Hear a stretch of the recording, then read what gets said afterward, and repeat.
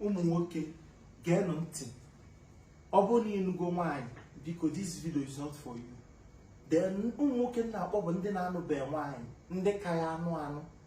And the video anyị na-ene na-eplekwana ya n'iru nwunye ma ọ bụ n'iru enyi gị nwaanyị. Ama m ihe nji agwa gị maka na video a kịta na ịkpọ ụmụ nwaanyị esi na-enene ya. Nwa a na-ekwu elika, ọ na-akọ elika, n'ebe ihe ọ na-akọ si nke eme ikefe adịrọ m ka ọ bee na nke fa na-akpali m. Ịba na-apụta asị m isekpunugo anyị n'iru alụsị, esi mba na ijedubekwa nke alụsị. Mgbe ọbụla isekpuru anyị otu a wee werere nke gbanye nwaanyị si ya will you marry me, anyị anyị isekpuru bụ alụsị bụ ife afọ. My brother, I'm telling you, that day ka ife mgbu gị bido. Nsi alụ na-asị oge ebu m aka. Ụfọdụ n'ime unu na-adị na-abụ unu fụ arụ ọtụ arụ a na-ama ilili ka ị ahụkwa adakwa m ebe nwa please will you marry me? Ana m ajụ gị, anyị na-esekpu propose nwaanyị ka ebe isi mụta ya Fulani Igbo ofeke jenene ndị niile sekpu anyị propose nwaanyị nwere nke marriage ama last ihe na-apịa ibu koso.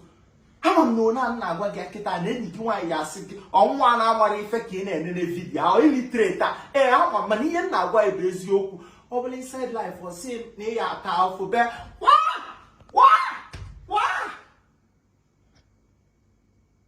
ọ na-agbakwa gị ntị. Stop leaning down to propose a woman. Stop telling woman, please will you marry me? Ụmụ nwaanyị na-enwe obere uche anyị na-afa bụrụ ofu. Once ị na-ele ala down si nwaanyị please will you marry me, automatically she's now the king of the house. And iche nke ya ifu na ife ọ bụ.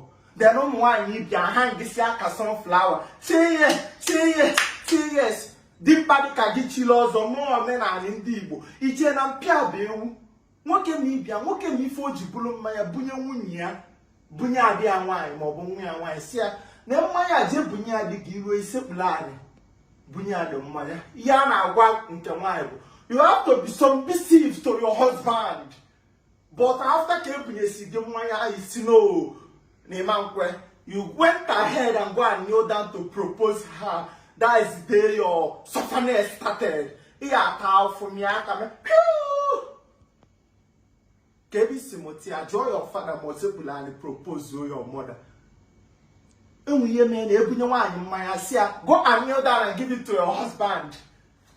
Ka na akwadokwa na na-eje nke barista. Jesepulu anyị na mmanya abunye di gị mana uru pụta akpụdị ya isi na anyị si na ojenzi. Ihe ata afọ. If you don't know history, you repeat history. Oisi ada adụ mmadụ na anya ugboro na abụ. Jenene ndị niile mee please will you marry me? Maka na sense ama m na ị na-achọ prove ya na ịlọvụ ya.